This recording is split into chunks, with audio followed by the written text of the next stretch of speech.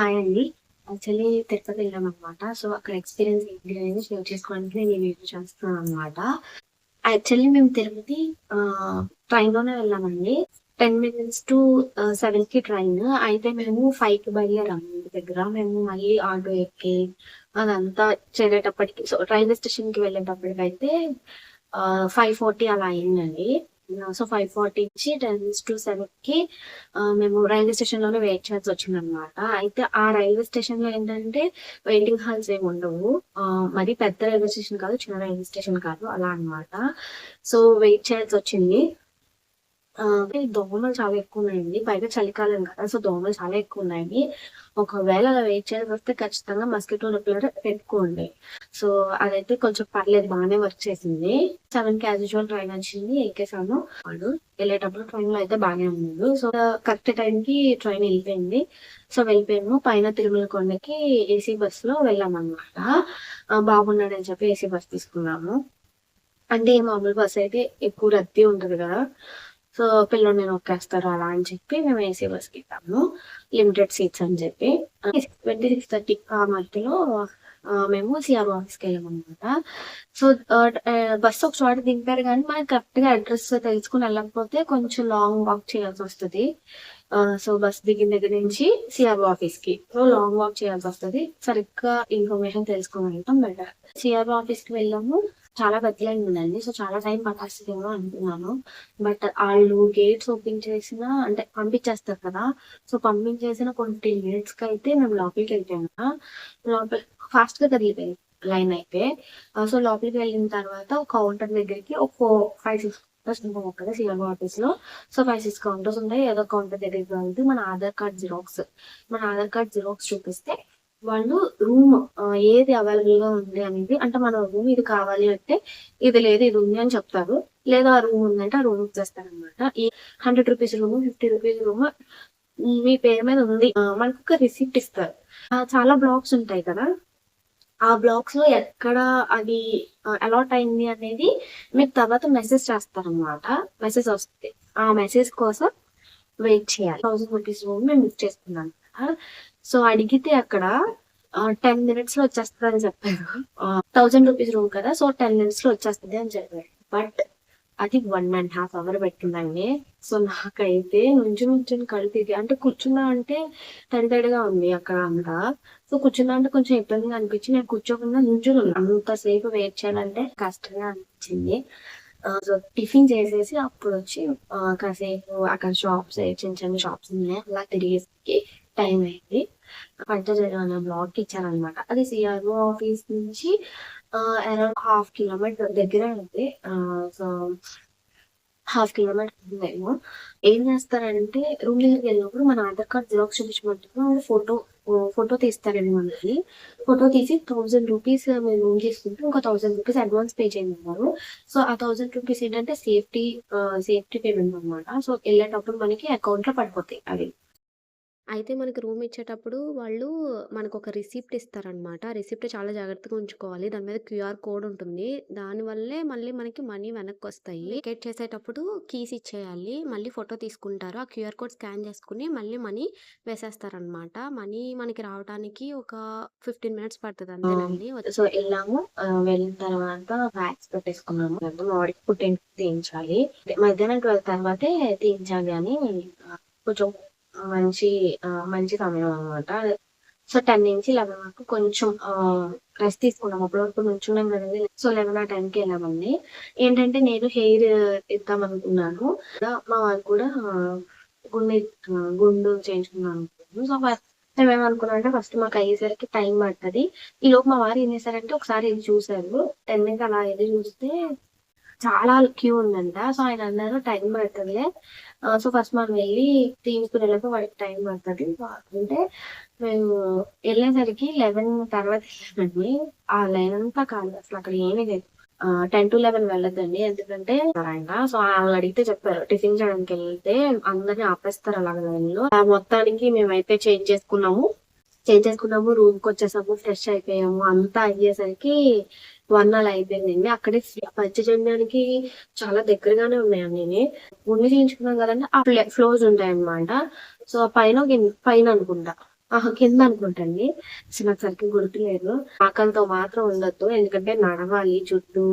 So, పిల్లలు ఉంటే వాళ్ళని మొయ్యాలి. అంతా ఇబ్బంది అవుతుంది కదా!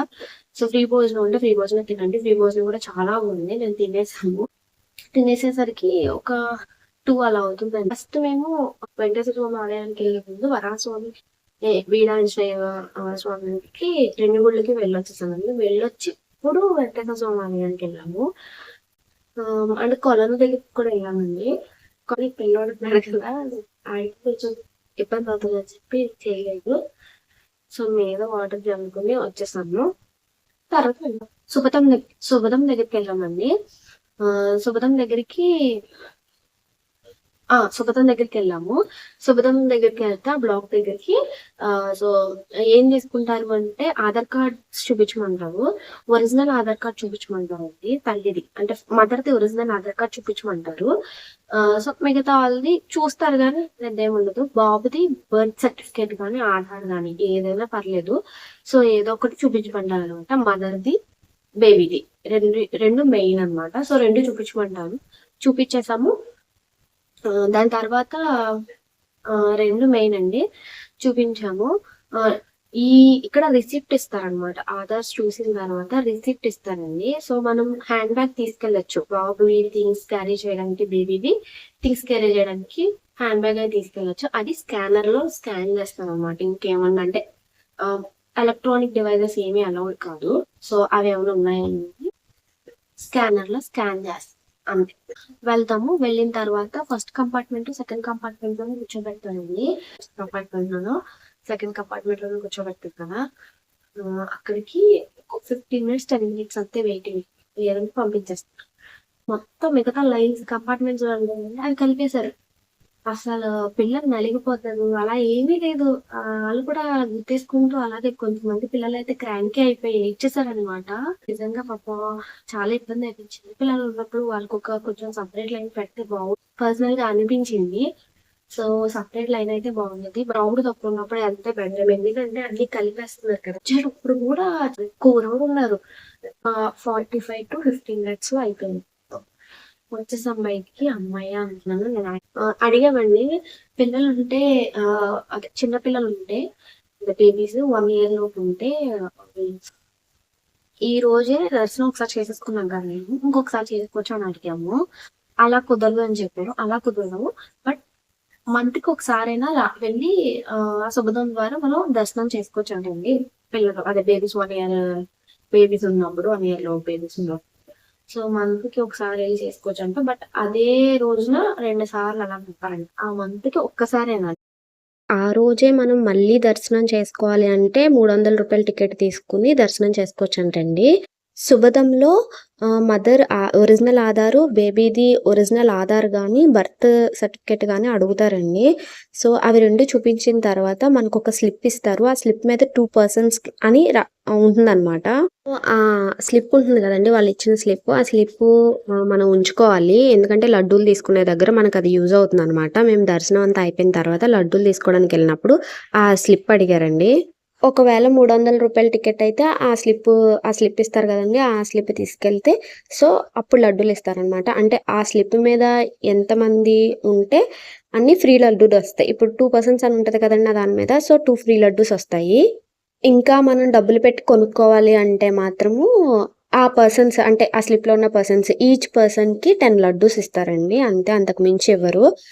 సో, 2 పర్సన్స్‌కి మేము ఎక్స్‌ట్రా అంటే అదే ఫ్రీగా కాకుండా కొనుక్కున్న లడ్డూలు 20 అనమాట.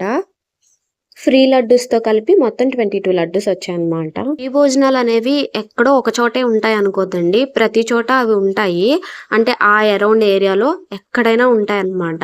సో, ఒక భోజనశాలే ఉంటది అని అనుకోవద్దు. ఎక్కడైనా ఉంటాయి. చూసుకుని చక్కగా భోజనం చేయండి. బావుంది.